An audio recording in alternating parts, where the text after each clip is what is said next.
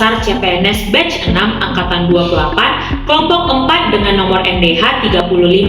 Saya merupakan CPNS Analis Ketahanan Pangan Ahli Pertama dari Dinas Ketahanan Pangan dan Perikanan Kabupaten Simalungun. Pada kesempatan ini, saya akan menunjukkan video penerapan manajemen ASN yang baik dan tidak baik di lingkungan kerja.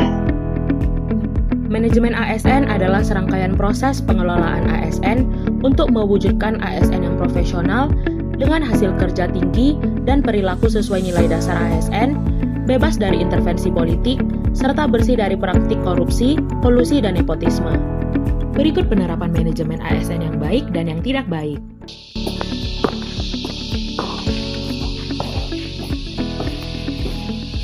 Penting kan hadir ya. Terus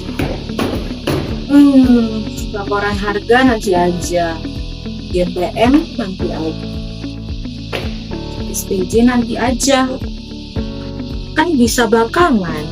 Tonton dulu ah.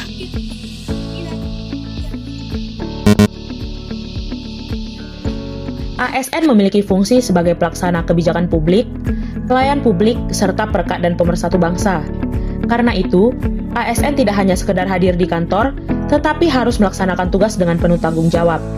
Dalam tupoksi saya, tanggung jawab tersebut saya terapkan melalui pengumpulan dan pelaporan data harga pangan secara akurat, penyusunan SPJ, laporan dan infografis kegiatan gerakan pangan murah, verifikasi pengusulan kios pangan, serta verifikasi calon penerima bantuan pangan agar setiap pekerjaan dapat dipertanggungjawabkan, berbasis kinerja dan memberi manfaat bagi masyarakat.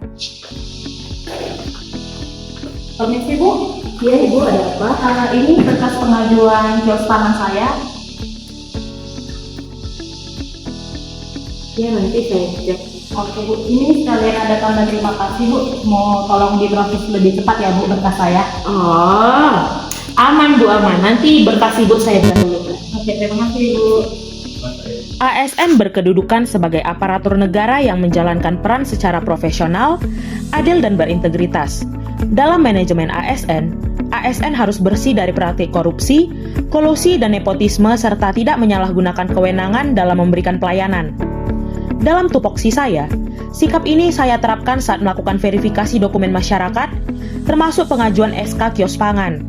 Hal ini sejalan dengan sistem merit, karena setiap proses harus dilakukan secara objektif, adil, transparan, dan dapat dipertanggungjawabkan, bukan berdasarkan imbalan, kedekatan, ataupun kepentingan pribadi. Ngapain laporan dibuat rapi-rapi? Yang penting kan selesai. Toh hasilnya sama aja. Dalam manajemen ASN, kinerja yang baik dapat menjadi dasar pemberian penghargaan dan pengakuan. Penghargaan tidak hanya berupa materi, tetapi juga kesempatan pengembangan diri, pengembangan kompetensi, dan pengembangan karir. Karena itu, dalam setiap tugas saya mengerjakannya dengan teliti, termasuk pengolahan data harga pangan, penyusunan SPJ, laporan administrasi pertanggungjawaban, dan infografis kegiatan. Hal ini merupakan bagian dari penerapan sistem merit, karena ASN dinilai berdasarkan kompetensi, kinerja, dan hasil kerja yang dapat dipertanggungjawabkan. Yuk, ini ada petunjuk teknis tentang gerakan pangan murah. Kita pelajari yuk. Abang aja lah, aku malas. Ayo lah, kita pelajari yuk. Isinya gitu-gitu aja Pun. Ngapain belajar lagi? Mending aku tidur. Pengembangan kompetensi penting agar ASN mampu menjawab kebutuhan organisasi serta mengikuti perubahan regulasi maupun teknik pelaksanaan tugas. Dalam tupoksi saya, pemahaman terhadap petunjuk teknis yang berkaitan dengan tugas, seperti juknis SPHP dan gerakan pangan murah, harus terus ditingkatkan agar pekerjaan dapat dilaksanakan dengan tepat, tertib, dan berkualitas. Dengan terus belajar, ASN dapat meningkatkan kompetensi diri. Hal ini sejalan dengan sistem merit, karena pengembangan ASN dilakukan berdasarkan kompetensi, kebutuhan organisasi, dan kinerja.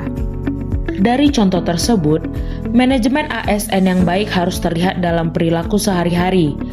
Manajemen ASN berdasarkan sistem merit menuntut ASN bekerja dengan kompetensi, kinerja, integritas, dan tanggung jawab.